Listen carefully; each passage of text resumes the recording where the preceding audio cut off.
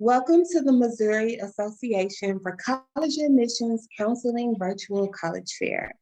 My name is Jasmine. I'm going to serve as your facilitator for our session today. Before we get started, I have a few housekeeping announcements. The first, your camera and microphone are off, so we are unable to see or hear you. Second, you can use the Q&A button to type your questions to our amazing presenters at any point throughout our session today. Third, this is just one of many different sessions that we're offering, so feel free to visit that registration site to sign up for additional sessions. And finally, this presentation is being recorded and you can access the recording by visiting strivescan.com/Missouri. With all of that said, I want to go ahead and turn it over to our first presenter, Syracuse University.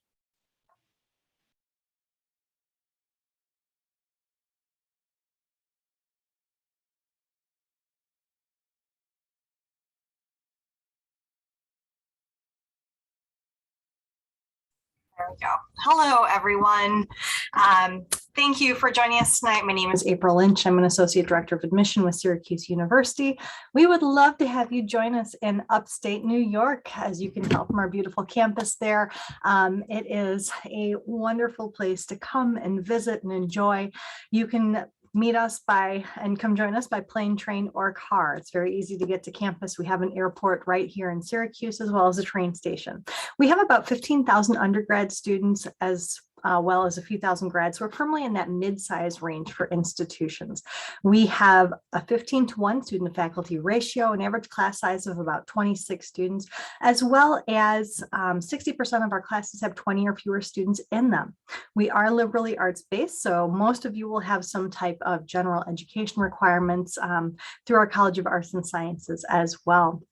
Now, many of our programs are very highly ranked across the nation, and we have several different academic colleges. The ones here that have the orange asterisks marked with them, you can actually apply to as an undecided student. So if you're not quite sure yet what you'd like to major in, maybe you can consider as a truly undecided student, the College of Arts and Sciences. That'll give you a great place to start and kind of jump off of and learn about the different academic areas. Or if you know, for example, that you'd like to be a business student, you can apply to our Whitman School of Management as an undecided student. So there are plenty of ways to start as a student who's still exploring their options. And you can see many of the different academic colleges here. We do have a couple of them that have some extra application requirements. So our School of Architecture will require a portfolio. Our College of Visual and Performing Arts has either an audition, a portfolio, or maybe an interview as part of that process as well.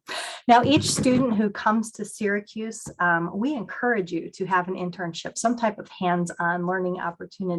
These logos, these icons here are just a small portion of the internships that our students have had in the past year or two. Our average student has one internship before they graduate, although we've had many, many students with more than one. And I would say our business students probably have on average between 4 and 6. So they dive, really in depth. They want to have these networking opportunities to learn and continue to go.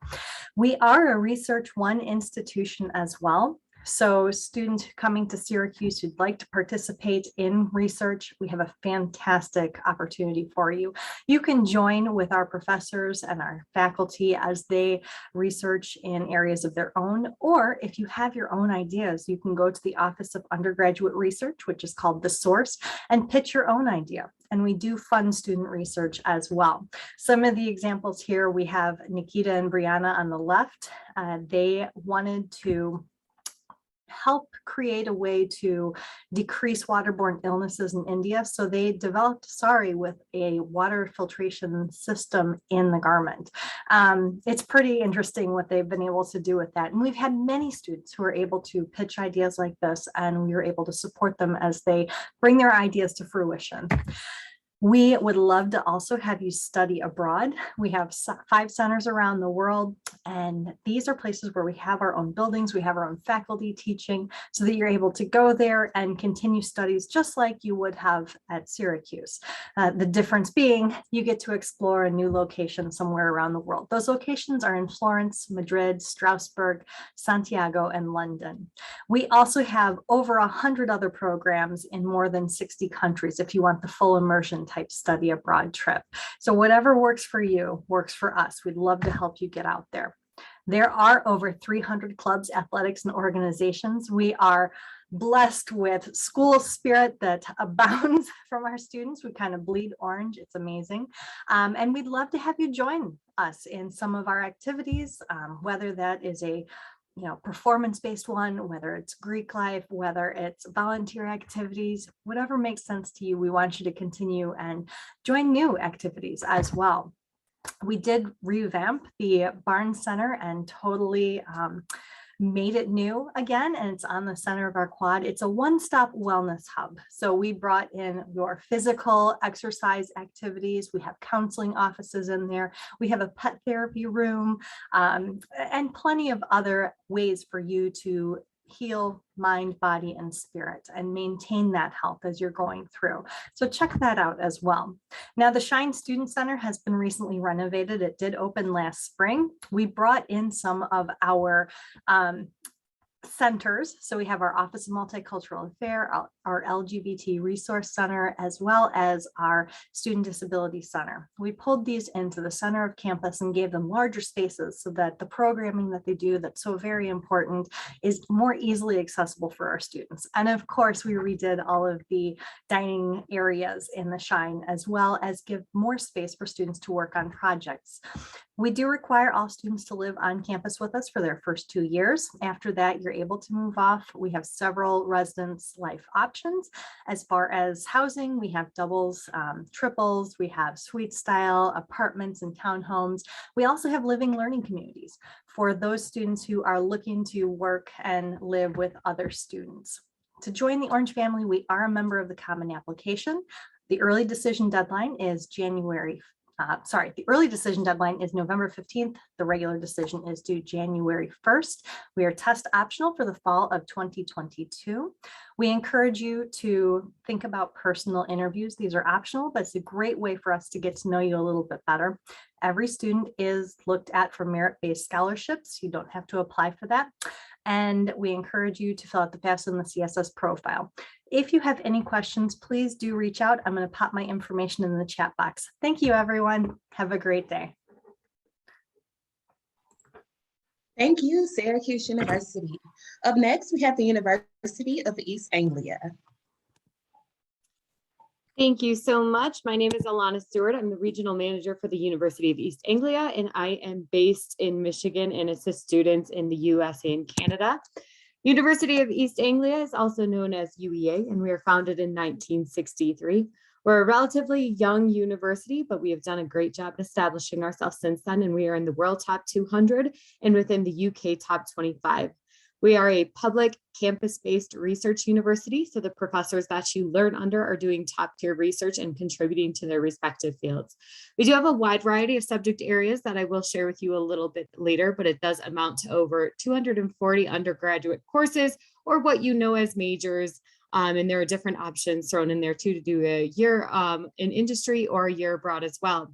Our campus population is at about 17,000 students, of which 11% are international, representing countries around the globe. We are a school in the UK, so we're located about an hour and a half northeast of London by train in the city of Norwich, England. It is a beautiful area of the country. It is countryside there, so you kind of have peaceful fields there, but that is the largest city for that area, so it has about 130,000 people. We are a shopping destination, but it has been named one of the best cities to live in. It also is a very safe place to be as well. On top of that, if you're thinking maybe not a small city is for you, or maybe it doesn't have everything that you might need, we have been named one of the most vegan-friendly cities in the UK. So I think that just speaks to the eclectic nature that is there in Norwich. We absolutely talk about this as one of the key points of coming to UEA because everybody tends to fall in love with the city. You can see on the left-hand side, we do have our own castle. It is the third picture from the top. And we also have 2 cathedrals, Roman wall ruins. So we really have that really old, really old mixed with the new. Again, something for everybody. I do think our student ambassador from the US put it perfectly. She said, the city seemed so historic and quaint, yet so warm and alive. In the blur of just the first few weeks, I was surprised at just how much there was to do in and around it. And even still, I doubt I could ever get bored of it. It packs a punch for its modest size, and it really is a hidden gem tucked away in the countryside.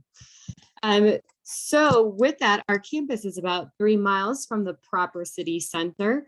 We are on 320 acres, so you can see there's a lot of green space there. A couple of highlights for you. We do have accommodation, or what you know as residence halls or housing for students. We do guarantee housing for the first year, and in the UK, it tends to be single space. So you don't share a room with a roommate, which tends to be a key feature for some students who are looking for that. We do have a student union with a live music venue, and we get 60 or more live music gigs per year in non-COVID years.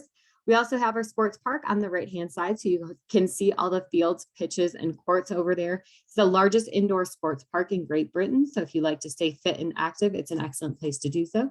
You can also take walks along our lake on the left-hand side outside. A lot of the locals and community members do as well. We have some new buildings on campus. So we have the new science building, which is dedicated by Dr. Jane Goodall.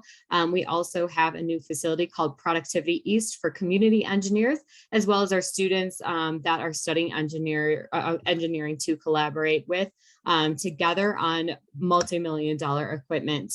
The last place I do like to point out is the Simsbury Center for Visual Arts. It's actually behind me right there, but in the top left of the map there. The reason I point that out is because it is featured in the Avengers films. So if you've seen the Avengers, you've actually seen our campus without really knowing it. It doubles as the Avengers headquarters. In terms of those majors that I was talking about earlier, these are kind of the overarching categories. In the UK, school degree programs, undergrad programs are 3 years long standard. So they are shorter than they are in the US. You do have to know exactly what you want to study and you apply directly into the program. It is less flexible, so you can't really change your mind. But again, it is a great fit for students who are 100% sure what they want to do. Again, we also have the options to do a year abroad or a year in industry. It does extend the program to 4 years. However, you don't pay full tuition fees for that year abroad or year in industry. What UEA is known for are the ones that are starred. So by far, the biggest ones are environmental science and creative writing. Within environmental science, specifically climate change. But we also do very well with chemistry, business, economics, and international development. But I tell students you really can't go wrong with pretty much anything that you do want to study on our campus. In terms of the application, we're on the UCAS, which is kind of like the Common App for UK universities. You apply to 5 of them. The priority date for application for the vast majority of schools and programs is January 15th, although most of the time you can apply after that. UA's requirements are a 3.3 higher GPA, 3 AP or IB exams, or an SAT or an ACT examination there with the scores listed. So 1280 or 27. If you do have any subject specific requirements, you will need to replicate those in an AP with a 3 or above. We also look for demonstrated academic interest, so you putting effort into the subject that you want to study. And we also do have interviews for some courses as well as auditions or portfolios. Our costs for 2021 are listed here. 2022 is to be determined, but we start off at about 24,000 US dollars and go up from there. And again, it is only 3 years, so we do cost compare to out-of-state institutions. Your cost of living, so that's housing, also eating, transportation, visa costs, is about $13,000 for the 9 months each year. So again, we do compare to definitely out-of-state institutions and sometimes even in-state institutions. Scholarships are still to be determined for 2022. We do determine them every year, but I will say typically we do have an automatic scholarship for US students as well as one that you can apply for. That's a little bit of a higher amount that requires 2 essays. We do have music and sports scholarships and also sometimes scholarships by course. You can actually take FAFSA loans over to the UK, which is awesome if your family is eligible for them to get that extra money that you might need. And you can work part-time on your student visa and full-time while you're not in courses. So please do connect with us on any one of our social media channels. We would love to hear from you and see you there. But other than that, if you do have any questions, please don't hesitate to reach out to me. We would definitely, definitely love to hear from you and definitely love to help you out on your application journey to the UK. Thank you so much. Up next, we have Sacred Heart University. Thanks, Jasmine. Good evening, everybody. My name is Sarah Kotlaski. I am the Regional Director of Admissions for Sacred Heart University. I'm based in Denver, Colorado, and I would be your direct point of contact should you find Sacred Heart on your list down the line. And my contact information can be provided on this front page. So a little bit about us. Sacred Heart is a mid-sized Catholic university. We're just under 6,000 in terms of undergraduates and about 9,000 total with grad and part-time. We're in this quintessential New England college town. We do share the town with Fairfield University, but we're 20 minutes away from the ocean, 20 minutes away from hiking, historical sites, and also about an hour and a half by train to New York City. So it's a great balance of living in an open suburban setting, but also having the city life not too far away. We're also located in the third most concentrated area of Fortune 500 companies. So those internship opportunities are readily available for our students, and they all require at least one internship to graduate. So having those, again, available in our backyard. We're sort of a hybrid of liberal arts and career education, meaning most students do come in undecided. We have over 60 programs for students to choose from, and there's a lot of grad and accelerated opportunities if they're looking for those higher learning initiatives. So most students are thinking about their 5- and 6-year plan. We probably see about 40% come back to a grad program at SHU. But some of our most popular programs include direct entry nursing. We have all of our health profession programs, including physical therapy, occupational therapy, athletic training, followed by business, criminal justice, and cybersecurity. Unique thing about some of our health profession programs, we actually do have study abroad opportunities. So our nursing, pre-med, pre-health, anyone in kind of those areas of interest would have an opportunity to go abroad for a full semester in their sophomore year. So really thinking about that dynamic experience within the classroom. We are a Catholic institution, but we became independent from the church shortly after our founding. We wanted to have this autonomy that we do have with the curriculum currently. We don't have religious requirements. I would say the big takeaway from our commitment to the faith is students' involvement in service of all the different clubs and activities and events that we do have on campus. Habitat for Humanity is our largest student club. So I think students want to be involved, whether at the local or global level, in terms of getting being a part of any service. And we're top 20 in the country for our involvement in community service. And we have a lot of growth in other areas too. As I mentioned, we're kind of nationally ranked for our health profession programs. We've had high pass rates over the last few years. We're top 10 fastest growing Catholic colleges in the country, but we're branching out in different areas. Our business school is top 5% of internationally accredited business schools in the world. We're also top 20 in the country for our performing arts and game design programs. So really branching out into some of those unique areas and really giving the students a full experience. In the last 6 years, we've had 18 new buildings introduced to campus. Some I've not even been able to update on this page, including our ice hockey arena, which we just broke ground on last fall. So that should be complete in 2023. And that's going to further our growth in our ice hockey, both varsity and club sports. A couple new updates we have as well. We are adding a music major full-time, which is going to then connect to one of our music therapy grad programs once that is also completed in the next couple of years. And we also added a Division I women's wrestling program, and we're one of 5 teams in the entire country in Division I to have a female head coach. So it's a really exciting time to be a part of that program or any of the sports activities that we do have on campus. We've added new dormitories, new dining opportunities. So some of my freshmen are living in some of the newest dorms in the country right now. So it's exciting to see that growth and exciting to see what is going to be in store for Sacred Heart students. And finally, I just wanted to provide an overview of our admissions process. Our application process is pretty straightforward. We just ask for the common application, your official high school transcript, and a letter of recommendation. I've outlined all of the different sort of mid-range GPAs that we do see in terms of our admission rates and students who are eligible for scholarship. They are a little bit higher for our nursing programs, and you must apply by December 15th in order to be considered for the College of Nursing. But otherwise, our application deadlines, early action is also December 15th. Early action 2 is February 1, so there is some time. We also do look very heavily at demonstrated interest. We do want to identify fit for those students, whether it is academically, athletically, environmentally.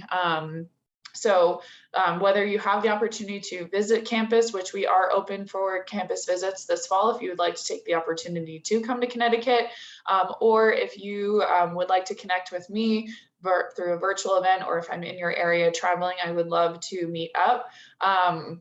All students who are admitted are automatically considered for merit-based scholarships, and 93% of our students do receive financial aid. So again, kind of getting into that wheelhouse and that sort of competitive state pricing, we again want to kind of meet students where they are financially as well. So more than happy to talk with you about Sacred Heart if it finds on your list, and thanks so much for your time.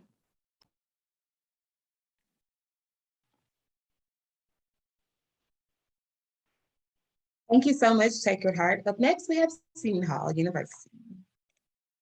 Great. Hi, everyone. My name is Sarah Campbell. I'm one of the Assistant Directors of Admission here at Seton Hall.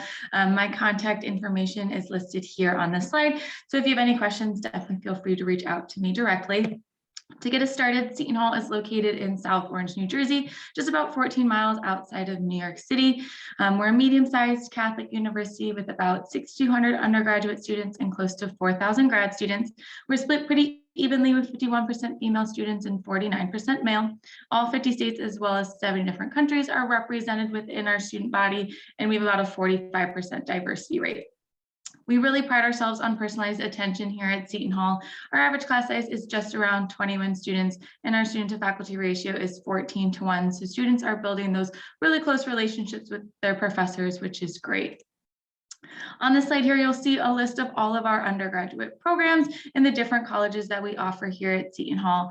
I did include our Seton Hall School of Law, our School of Health and Medical Sciences, as well as our School of Medicine, as we do offer joint degree programs with them that are often accelerated. So it's great that you can earn your advanced degree in addition to your bachelor's degree in a faster amount of time.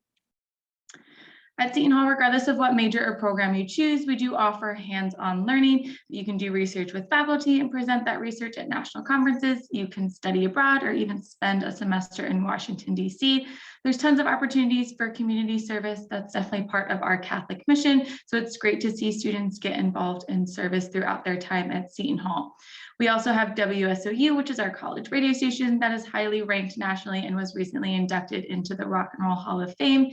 In our School of Business, we have a great market research center, mock trading room, and sports polling center, and tons of clinical learning labs for our health science students, so they really get that hands-on experience before they go out to their clinicals and field placements. Tons of internship opportunities as well for our students. Currently in our database, there's over 17,000 internships to apply to. We have a great career center that'll start working with you as early as your freshman year, whether it be building your resume or preparing for an interview. Over 80% of our students have at least one internship before they graduate, and I think that's why we have such a high employment rate of 93%. Some of our top employers are listed here on the slide. Certainly a lot within finance and media, given our proximity to New York City, but tons of healthcare opportunities as well for our students. When it comes to campus life, there's over 150 different student clubs and organizations to get involved in. This includes Greek life organizations, students performance groups, club and intramural sports, and community service-based organizations. So there's a lot to get involved in. We do also have a great student activities board that brings a lot of events and entertainment to campus, whether it's guest speakers, comedians, musicians, a lot of great things to do during the week and on the weekends. In terms of athletics, we are D1. We're part of the Big East Conference.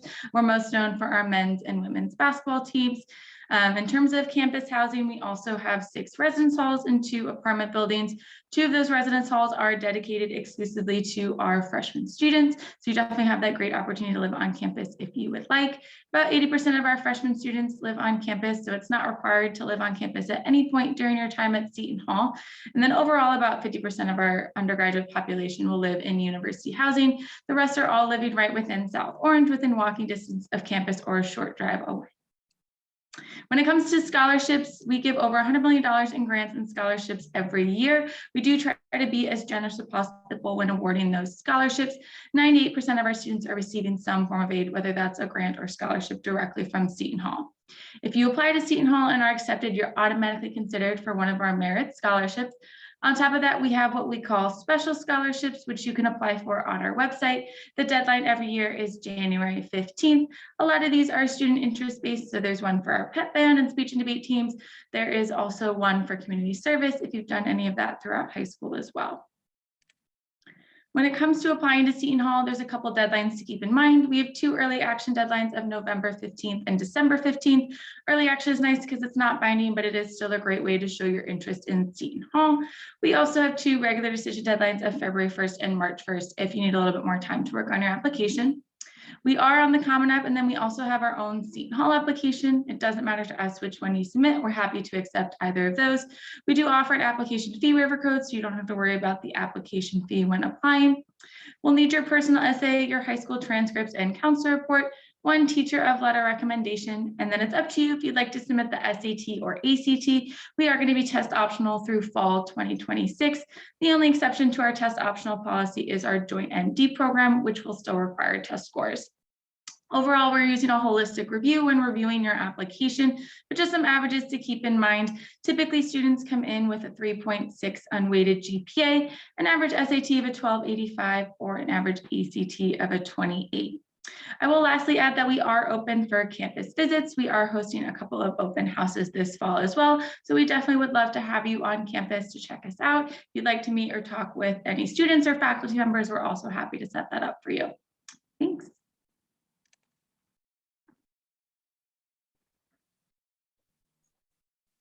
Thank you so much. So that concludes the presentation portion of our session today. But now we're going to transition over to the Q&A. So I want to encourage all of our amazing presenters to return. Feel free to turn your camera on, and I'll pose a question to the group. Our presenters will respond to the question in the order in which they presented. The first question: what advice would you give someone going through the college search process? Hi, April with Syracuse again. My favorite piece of advice to tell students is to stay organized. There is a lot going on with this process. You have so many moving parts. I love to share the tip that you should keep either a Excel file or maybe a Google Sheet that you can share with the people who are helping you with this process. List out the colleges, their deadlines, the reason you're looking at them, and any other items that make sense for you to have on there. That way everyone stays on the same page as to where you're at in the process and can quickly and easily access that from pretty much everywhere. I like to tell students we're the only UK school here, but I like to tell them that going abroad for a full degree is an option. So make sure to check into that for that. And in the same token, if you're thinking none of my friends are looking at that, or I'm a little bit scared or daunted to do that too. Don't be scared to do what other people are not doing. Don't feel like you have to follow your friends. I definitely went to a university where none of my friends went and everything turned out okay. You will find your people as long as you know you're going to be happy at that institution. One thing I like to tell my students, and it kind of bookends the very beginning and the very end of the college process. So to get started, if you haven't already done so, make that separate college email, whatever your name, your graduation date @gmail.com, and do something really simple. That way you can have all of those communications funnel to one particular area and not also bombard your own personal inbox. And on the end point of that, if you are starting to opt out of schools or you're starting to narrow down your list, just let us know. Please, unsubscribe. You see that we are humans at the end of those emails, so it's always good to let us know so we know where you're going. And I would just add, visit the campuses that you're interested in. It's definitely a great way to get a feel for the campuses if you're able to, stepping onto campus and seeing how the students are interacting with each other, how they're interacting with their faculty can definitely give you some insight into what life would be like as a student at those colleges or universities, and really can help you start to visualize yourself as a student there, or in some cases, it'll let you know that you're not a good fit for that university. So it's definitely a good idea to visit if you're able. Great advice from the group. Thank you so much. Final question here, and again, feel free to respond in the order in which you presented. What is one myth you'd like to debunk about the college admissions process? We'll start with April again. Great. So a myth I often hear is that there is only one school for you. That's not true. There are so many excellent colleges and universities out there. There are plenty of places that would make an excellent fit for you. You just have to look for them and be willing to explore in different places. So take that and run with it. See who else is out there.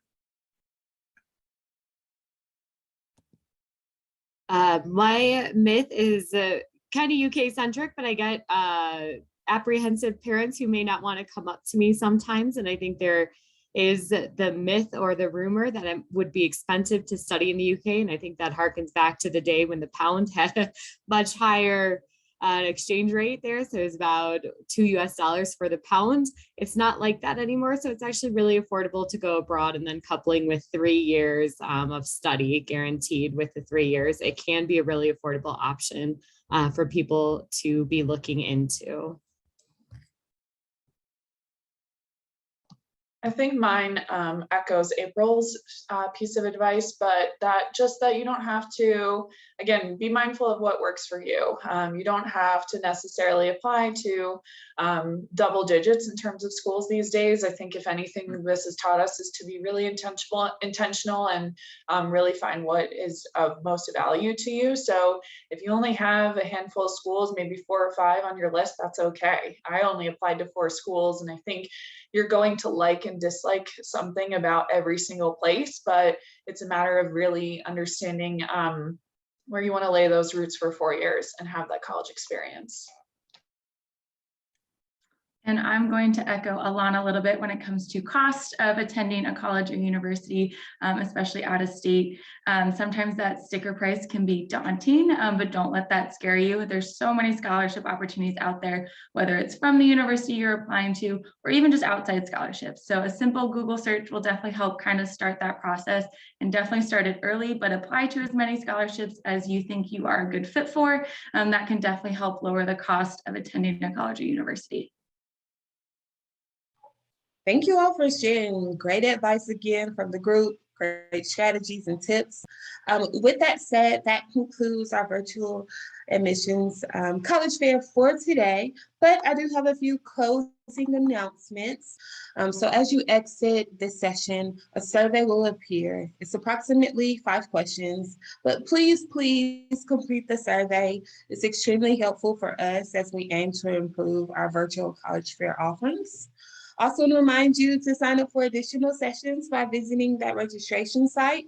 And again, you can access this recording by visiting strivescan.com/Missouri. I want to thank our amazing panelists for joining us, but also thank you to all of our attendees. I hope everyone has a great evening. Bye.